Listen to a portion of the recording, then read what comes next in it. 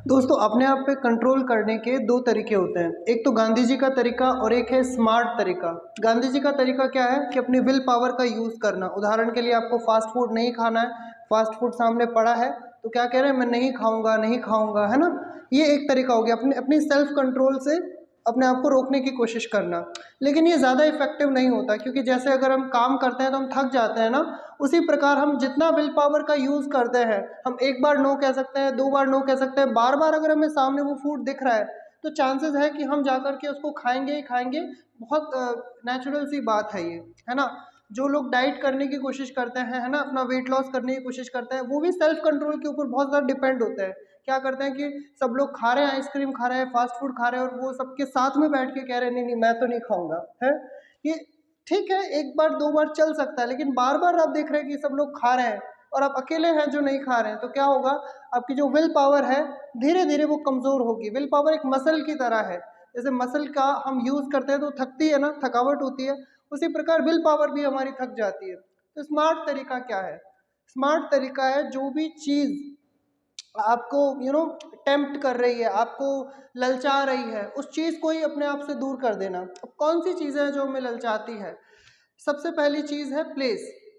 हमारे आसपास की जो लोकेशन होती है वो हमारे बिहेवियर के ऊपर बहुत ज़्यादा प्रभाव डालती है। फॉर एग्जांपल हम फास्ट फूड का एग्जांपल लें। अगर आसपास बहुत सारा फास्ट फूड है, आसपास ठेले लगे हुए हैं फास्ट फूड के, चाट वगैरह ये सब है, तो सबसे ईजीएस्ट और सबसे अच्छा तरीका क्या है कि उस लोकेशन से ही दूर हो जाओ, उस साइड आप जितना हो सके कम जाओ। क्योंकि बार बार वहाँ जाओगे, बार बार आपको दिखेगा, तो क्या होगा, आप खाओगे, आज नहीं तो कल खाओगे। अगर आइसक्रीम है जो फ्रिज में पड़ी है, बार बार दिख रही है, तो खाओगे ना। तो सिंपल सा तरीका क्या है कि अपने आसपास वो चीज़ें ही मत रखो जो आपके सेल्फ कंट्रोल को कम करती है, मतलब आपको सेल्फ कंट्रोल की ज़रूरत ही ना पड़े, ऐसा कुछ करो। तो पहला क्या है, चेंज योर लोकेशन। अपनी लोकेशन को ही चेंज कर दो। आसपास देख रहे हो कि जो आपके फ्रेंड्स है स्मोकिंग करते हैं, उनसे दूर हो जाओ, ठीक है। जिस समय वो स्मोकिंग कर रहे हैं उस समय दूर हो जाओ, कम से कम, पूरा नहीं हो सकते तो, right. So that is one point.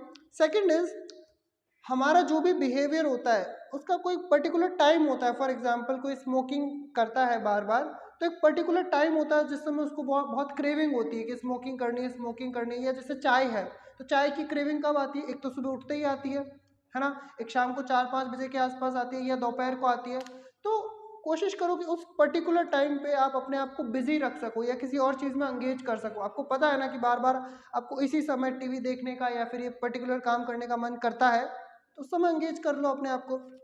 तो पहला हमने क्या किया, चेंज द लोकेशन। दूसरा, उस पर्टिकुलर टाइम जिस समय आपको क्रेविंग आती है, उस टाइम पे अपने आप को कहीं और बिजी कर लो, एंगेज कर लो।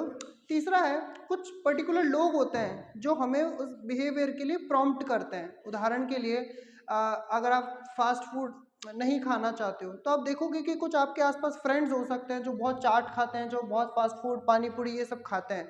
तो वो क्या करेंगे, आपको भी कहेंगे, आपको भी लेकर के जाएंगे कि चलो खा करके आते हैं, है ना। जो स्मोकिंग में भी तो यही होता है, अकेले जनरली नहीं पीते हैं, लेकिन जब फ्रेंड होते हैं तो वो पिला ही देते हैं। तो तीसरा क्या है, चेंज द पर्सन, है ना। जो लोग आपको प्रॉम्प्ट करते हैं इस नेगेटिव बिहेवियर के लिए, उनसे थोड़ा दूर हो सकते हैं आप लोग। चौथा है इमोशनल स्टेट। इमोशनल स्टेट क्या, हमारी जो फीलिंग्स होती है वही तो हमारे बिहेवियर को जनरेट करती है।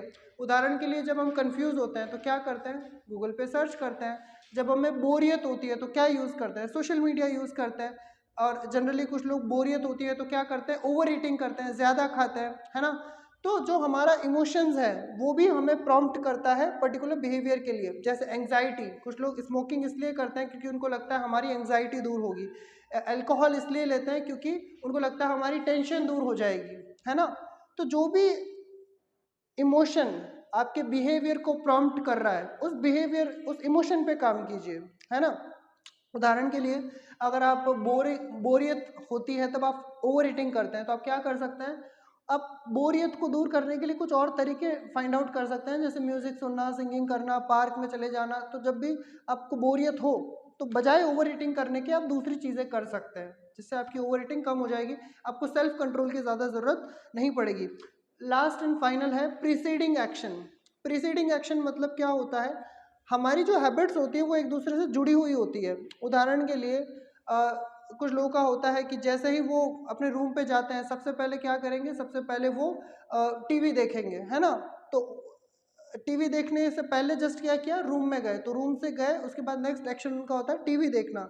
तो वो क्या कर सकते हैं, प्रीसीडिंग एक्शन पे काम कर सकते हैं। प्रीसीडिंग एक्शन मतलब होता है कि जो भी नेगेटिव बिहेवियर है उससे जस्ट पहले आपने क्या किया। सो आई होप इस वीडियो से आपको थोड़ा बहुत हेल्प मिलेगा अपने आप को कंट्रोल करने का, अपने ऊपर सेल्फ कंट्रोल लाने का। And I hope this video will help you. Thank you.